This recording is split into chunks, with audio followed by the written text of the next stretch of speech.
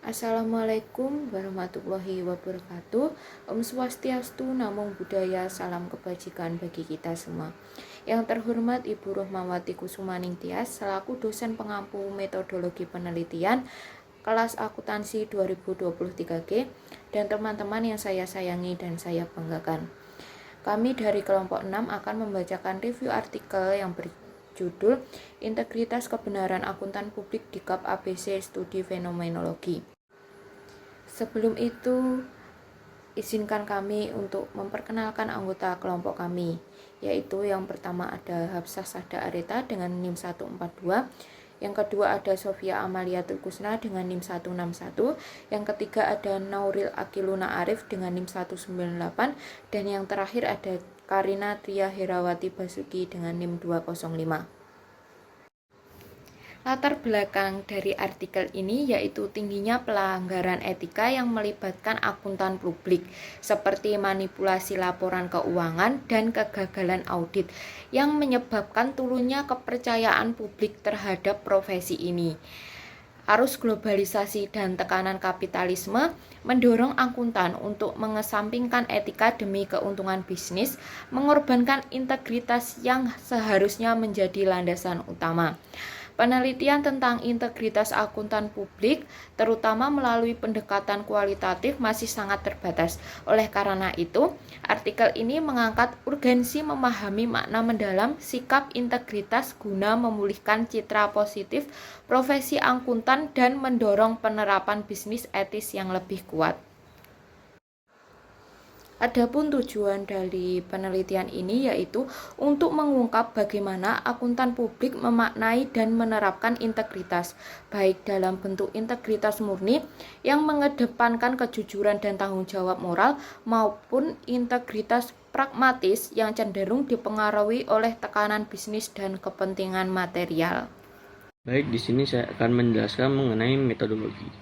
Di sini, peneliti menggunakan metode kualitatif, di mana penelitian kuantitatif dipahami sebagai suatu penelitian yang dilakukan dalam setting tertentu yang ada dalam kehidupan real atau alamiah dengan konsep going exploring. Selain metode penelitian, kita juga harus menentukan paradigma atau sudut pandang yang digunakan untuk menjawab penelitian ini.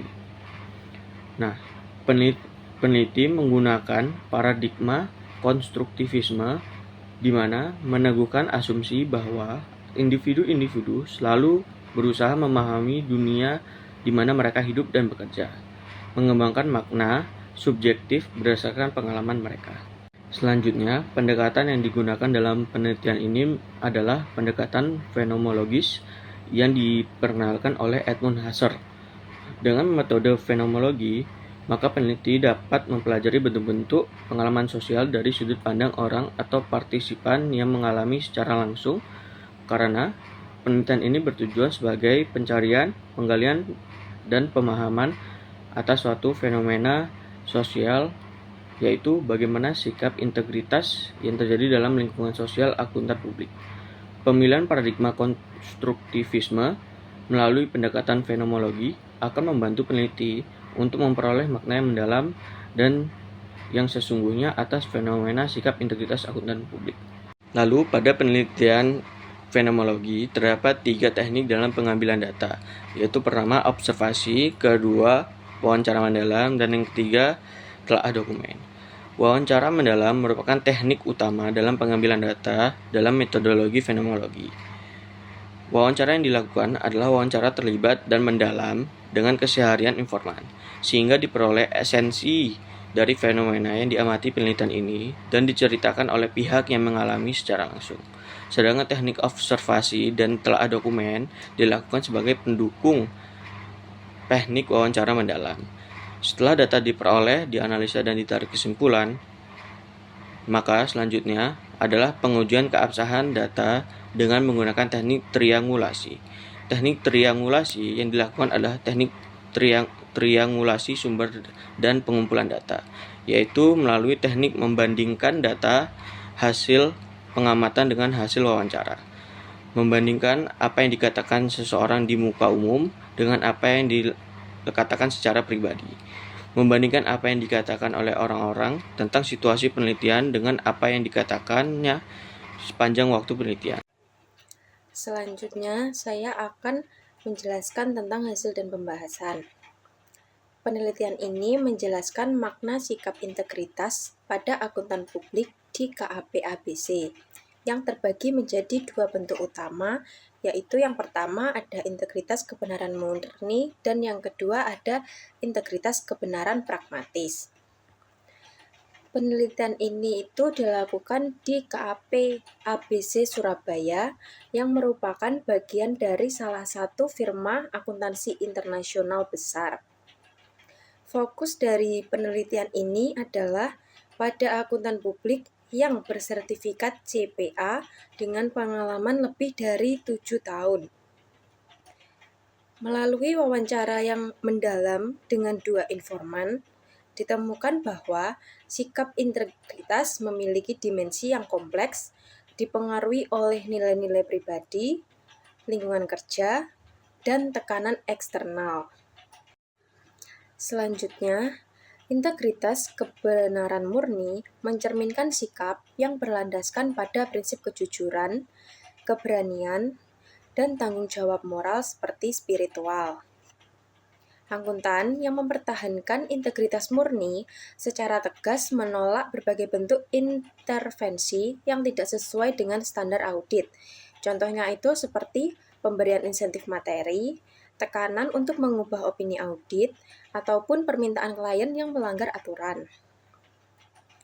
Mereka menjalankan tugas berdasarkan nilai agama dan moral dan menganggap pekerjaan mereka sebagai bentuk ibadah, serta percaya bahwa rezeki sudah diatur oleh Tuhan. Nah, sikap ini itu juga mencakup keberanian menghadapi resiko kehilangan klien atau kehilangan kontrak dengan klien jika hal itu tuh diperlukan untuk menjaga prinsip kebenaran. Nah, dalam hal ini, mereka itu tidak hanya bertanggung jawab kepada perusahaan atau klien, tetapi mereka juga bertanggung jawab kepada Tuhan dan masyarakat luas dengan tujuan menjaga kepercayaan dan integritas profesi akuntan. Pembahasan selanjutnya, fenomena yang selalu ditemui oleh peneliti adalah terabaikannya sikap integritas. Sikap integritas di kalangan akuntan publik seringkali terasa semu dan mulai terabaikan. Meskipun para akuntan memahami konsep integritas dari teori dan kode etik, integritas jarang menjadi dasar utama dalam pengambilan keputusan. Tekanan untuk mencapai target bisnis dan pengaruh pragmatisme yang mengutamakan hasil praktis dibandingkan dengan kebenaran objektif, mendorong mereka untuk lebih memprioritaskan kepentingan klien dan keuntungan materi. Akibatnya, penugasan audit sering kehilangan independensi dan nilai etis, sementara integritas mulai tergeser oleh orientasi materialisme dan individualisme. Fenomena ini menunjukkan bahwa adanya pergeseran fungsi akuntan publik dari tanggung jawab sosial menuju kepentingan duniawi. Dari perspektif psikolog humanistik, integritas merupakan dipengaruhi oleh proses menjadi manusia yang lebih bermakna. Nah, dalam konteks ini, akuntan publik menghadapi dilema antara mempertahankan prinsip moral atau menyerah pada tuntutan pragmatis bisnis. Simpulan dari artikel yang sudah kami bahas yaitu akuntan publik membentuk realitas sosial berdasarkan sudut pandang mereka sendiri, dipengaruhi oleh interaksi dengan klien dan penilaian masyarakat. Integritas murni dapat diwujudkan melalui sikap amanah seperti menolak hadiah atau bonus yang melanggar perjanjian. Sebaliknya, pragmatisme bisnis muncul ketika akuntan lebih memprioritaskan negosiasi dan keinginan klien selama tidak melibatkan kecurangan, serta menjadikan target bisnis sebagai fokus utama. Pilihan ini menunjukkan dilema antara mengikuti hati nurani dengan prinsip keadilan dan amanah atau menyerah pada naluri pragmatisme yang berorientasi materi. Sikap integritas yang dipahami dan diterapkan akuntan publik sangat menentukan arah keputusan etis mereka. Dengan dasar agama, norma, dan standar yang kuat, akuntan publik dapat mempertahankan integritas yang sejati. Namun, maraknya skandal, audit, dan kegagalan profesi menunjukkan bahwa pemahaman tentang integritas masih dangkal. Sementara dominasi pragmatisme bisnis menjadikan akuntan publik lebih berfokus pada sisi materialistis dan kapitalis.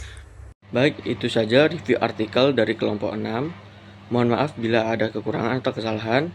Terima kasih telah menonton kita hingga selesai.